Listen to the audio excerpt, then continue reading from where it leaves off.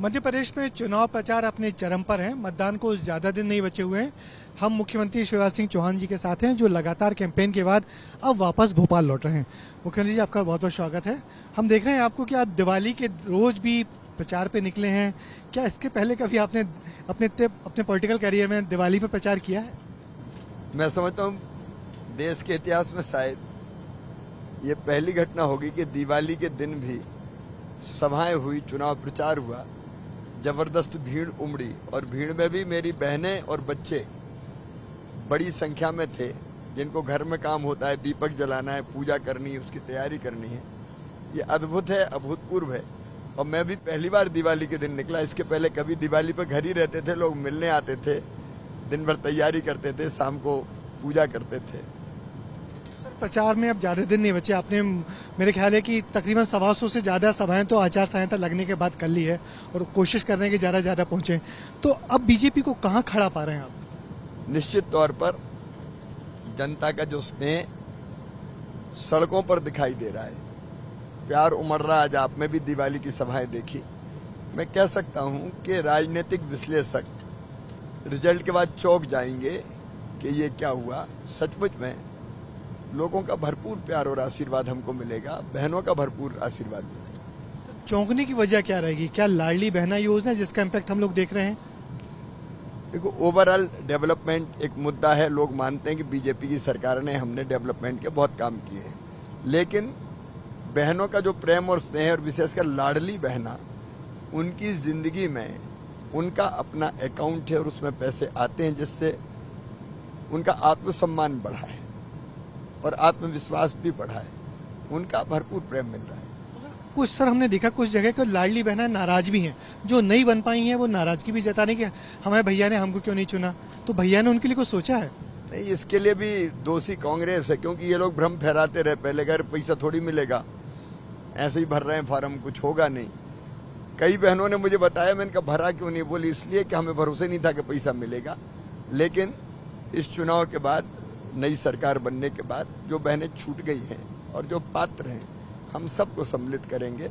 न केवल उनको सम्मिलित करेंगे, बल्कि हमने 21 साल से ज़्यादा उम्र की, 21 साल तक की उम्र की वो बेटियां जिनने विवाह कर लिया, उनको इसमें लिया था। तो मुझे बेटियों ने कहा कि मामा, हम 21 साल में शादी नहीं करेंगे, हम पढ़ाई करना है, हमको करियर बनाना है। तो मैंने उनकी बात भी बहुत न्यायोचित मानी और हम ये भी तय करेंगे कि 21 साल से ज़्यादा उम्र में बेटी की शादी हुई हो चाहे ना हुई हो, हम क्यों जल्दी शादी की करें? भाई आज करियर बनाती तो 25, 27, 28 साल में भी शादी करती, तो उनको भी लाभ देंगे।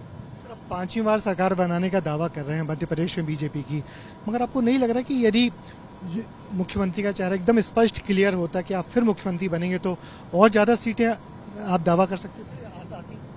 मेरा काम मेरी पार्टी की सरकार लाना है, बाकी काम पार्टी का है। सर, कमलनाथ जी कह रहे हैं कि मध्य प्रदेश पिछड़ गया है, भ्रष्टाचार का प्रदेश हो गया है, इसलिए अब शिवराज जी को हट जाना चाहिए। उनसे ज्यादा भ्रष्ट कोई है ही नहीं। देखिए, कांग्रेस ने जितने भ्रष्टाचार किए, 2014 तक देश में क्या माहौल था, 2G, 3G, 4G, जीजाजी, कितने घोटाले थे। कमलनाथ जी 1.25 साल के लिए आए, उनने तो इंतहा कर दी थी करप्शन की। सेक्रेटरिएट दलालों के अड्डे के रूप में परिवर्तित हो गया था, बिना लिए दिए कुछ होता नहीं था। छापे भी पड़े तो करीबियों के पास से जो निकला पैसा वो सबके सामने।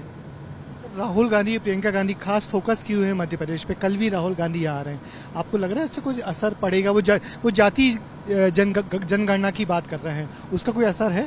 देखिए, कांग्रेस दिग्भ्रमित है और दोनों भाई बहन जितना झूठ बोलते हैं, मैंने कल्पना भी नहीं की थी। अब प्रियंका जी कहती है कि 3 साल में 21 लोगों को रोजगार मिला।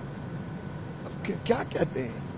और वो इतना झूठ बोल रहे हैं कि उनका झूठ पूरी जनता समझ रही है। आम लोग जानते हैं उनका झूठ है ये, क्योंकि केवल झूठ बोलते हैं, इसलिए कोई उन पर भरोसा नहीं करेगा। भारतीय जनता पार्टी की सरकार ने पिछड़े वर्ग सहित समाज के सब वर्गों के कल्याण के काम किए हैं, तो सब हमारे साथ है। ये केवल राजनीतिक प्रपंच कर रहे हैं। एक सवाल और कि राम मंदिर का मुद्दा, जो होर्डिंग्स जगह जगह लगे हुए हैं, कांग्रेस ने इस पर आपत्ति की। आपको लग रहा है राम मंदिर का मुद्दा भी एक अंडर करंट के रूप में बीजेपी को प्रमोट करेगा चुनाव? देखिए, राम हमारे अस्तित्व है, आराध्य है, प्राण है, भगवान है, भारत की पहचान है। हमारी श्रद्धा के और आस्था के केंद्र है। हमने चुनाव से कभी भगवान राम को नहीं जोड़ा। आखिरी सवाल सर, कितनी सीटें इस बार बीजेपी ला रही है? हम बहुत अच्छा बहुमत प्राप्त करेंगे और जो मैंने एक बात कही है कि लोग चौंकेंगे कि इतनी सीट कैसे आ गई। बहुत शुक्रिया। शिवराज सिंह चौहान जो दावा कर रहे हैं कि इस बार के परिणाम चौंकाएंगे, हालांकि पिछले कई दफा शिवराज सिंह चौहान ने चुनाव में चौंकाया है। बीजेपी जिस तरीके से बहुमत लेके आई है, सिर्फ 2018 का चुनाव छोड़ दें जिसमें 5 सीटें पीछे रह गई थी, मगर हर चुनाव में शिवराज सिंह चौहान के नेतृत्व में बीजेपी आगे बढ़ी है। इस बार फिर लोगों को उम्मीद है कि देखना है परिणाम किस करवट बैठते हैं। कैमरामैन होमेन के साथ ब्रजेश राजपूत, एबीपी न्यूज, इंदौर।